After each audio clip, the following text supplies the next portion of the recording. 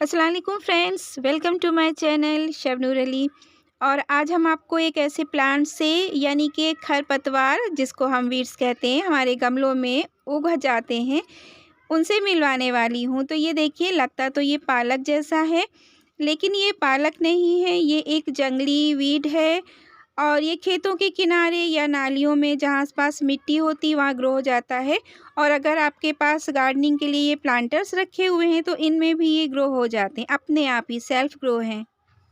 और अगर इसको आप सर्च करना चाहते हैं तो bitter dock, curly dock, broad leaves dock या रोमैक्स क्रिस्पस के नाम से आप इसको सर्च कर सकते हैं।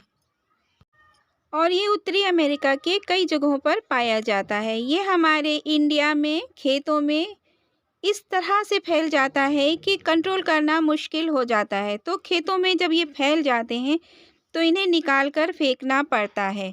इसके पत्ते आप देखिए, जब थोड़े ब्रॉड हो जाते हैं, चौड़े-चौड़े पत्ते हो जाते हैं, तब इसमें ये पिंकिश शेड आ जाता है। कुछ रेड रेड कलर होने लगता है पत्तों का। और छोटी पत्तियों में नहीं होता है। ये है शलजम, देखिए कितने प्यारे पत्ते हैं, इसको सलाद में खा सकते हैं। और साथ में कर्ली डॉग के इन पत्तों को भी सैलेड में, इसके डंठल को भी सैलेड वगैरह में यूज़ किया जाता है। वैसे तो कुछ हद तक ये पॉइज़नस प्लांट है और इसको जानवर भी नहीं खाते हैं, खेतों वगैरह में वो इनसे दूर रहते हैं। आपके घर में भी अगर पेट्स वगैरह हैं तो इनको इन प्लांट से दूर रखना चाहिए। वैसे तो मैं अभी तक इसको तोड़-तोड़ कर फेंकती रही हूँ निकाल कर, लेकिन आज मेरी एक फ्रेंड घर पर आई जो कि जिनके फादर हकीम जी थे। वो डॉक्टर हैं वो, और जड़ी-बूटियों से इलाज करते थे।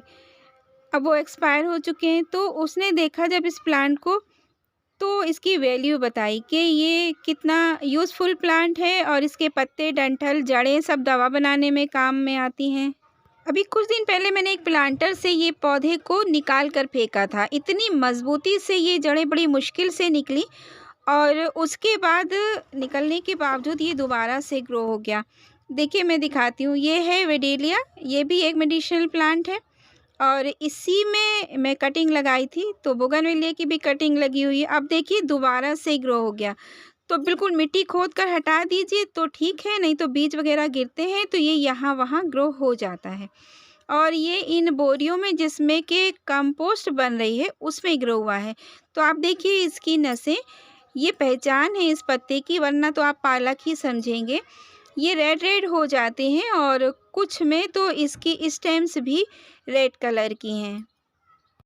और अगर येलो डॉग के इस प्लांट के इस्तेमाल और फ़ायदे की बात करें फ्रेंड्स, तो आप पहले तो डॉक्टर की सलाह से ही किसी चीज़ का इस्तेमाल करना चाहिए। इसके फ़ायदे भी हैं और इसके नुकसान भी हैं। जब तक किसी भी प्लांट के बारे में या दवा के बारे में पूरी तरह से जानकारी ना हो तो उसे नहीं इस्तेमाल करना चाहिए, और जब आपको तसल्ली हो जाए तभी आप इसको यूज़ कीजिए। तो इसके पत्तों को, डंठल को सलाद के रूप में तो यूज़ करते ही करते हैं, साथ में इससे बहुत सारे टॉनिक बनाए जाते हैं और दवाएं बनाई जाती हैं। तो इनके पत्तों को मसल कर, जो मेरी फ्रेंड ने बताया वो यही बताया कि इसको ऑयल में पकाने के बाद जो बच्चों को निमोनिया या पसली चलती है, तो तेल में पकाने के बाद उस तेल की मालिश पसलियों पर करना चाहिए। और सांस संबंधी कोई भी दिक्कत है या नाक संबंधी, तो उसमें भी इसके पत्तों का अर्क नाक में डालकर यूज़ किया जाता है।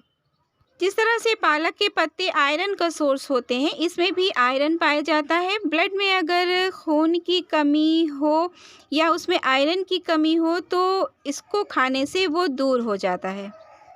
पेट संबंधी बीमारी हो तो आंतों में जैसे जलन और सूजन होती है, उसको भी ये दूर करता है। साथ ही पाचन क्रिया को सही रखता है, मतलब डाइजेशन को। और अगर हम स्किन डिसीज़ेज़ की बात करें, त्वचा संबंधी, तो फिर फेस पर कील मुहासे हैं या फिर बॉडी में कहीं फोड़े फुंसी हैं, कटे जले के निशान हैं, उस सब में ये काफ़ी फ़ायदेमंद होता है। एक्जिमा हो जाता है, हाथ में छोटे-छोटे दाने आते हैं, उसमें पानी भर जाता है और फिर वो जैसे-जैसे फैलता है पूरी फिंगर्स में, जोड़ों में, जॉइंट में, वो सब इसको कंट्रोल कर देता है। तो प्लांट्स की ग्रो करने की बात करें तो ये जहाँ कहीं भी ग्रो हुआ हो उसको उखाड़ कर लाके आप इसको लगा सकते हैं, या फिर ये जो लगा हुआ है इसमें बीज आते हैं। कुछ दिन बाद ये बीज इसी में गिरते हैं और वो बीज ही अपने आप ही ग्रो हो जाते हैं। ये एक मेडिसिनल प्लांट और है जिसको जलबहार यानी सुख समृद्धि का प्लांट कहते हैं। कहते तो ये हैं कि ये सर्दियों में अपनी ग्रोथ रोक देता है, लेकिन ये देख सकते हैं आप, ये टेरेस पर रखा हुआ है। सर्दी की वजह से कलर ज़रूर थोड़ा-सा चेंज हुआ है, लेकिन पत्ते बहुत हेल्दी हैं क्योंकि ये कंपोस्ट में उग गया है। तो यहाँ पर जो गमले में उगे हुए हैं, ये बहुत तेज़ी से फैलते हैं और आपके प्लांटर में जो भी ग्रोथ हो रही होगी, जो न्यूट्रिएंट्स हैं पौधे को मिलने वाले हैं, वो ये एब्ज़ॉर्ब कर लेता है। तो इसको अलग से ग्रो कर लीजिए, मैं तो यही सलाह दूँगी अगर यूज़ करना चाहते हैं तब। वरना तो इन्हें निकाल कर फेंक दीजिए, वही अच्छा है। और अगर बनाए रखना चाहते हैं तो अलग से ग्रो कीजिए, ऐसी जगह पर जहां आपके पेट्स या पालतू जानवर ना पहुंच पाते हों। और फ्रेंड्स, ये यूज़फुल सी इन्फॉर्मेशन अगर आपको अच्छी लगी हो तो लाइक तो बनता ही है, और इस प्लांट को ग्रो करना है या नहीं करना है ये आपका डिसीज़न है। और चैनल पर सब्सक्राइब ज़रूर कीजिए और साथ में अच्छे-अच्छे से कमेंट भी कीजिएगा। फिर मिलते हैं नेक्स्ट वीडियो में, लाइक भी कीजिएगा। अल्लाह हाफ़िज़।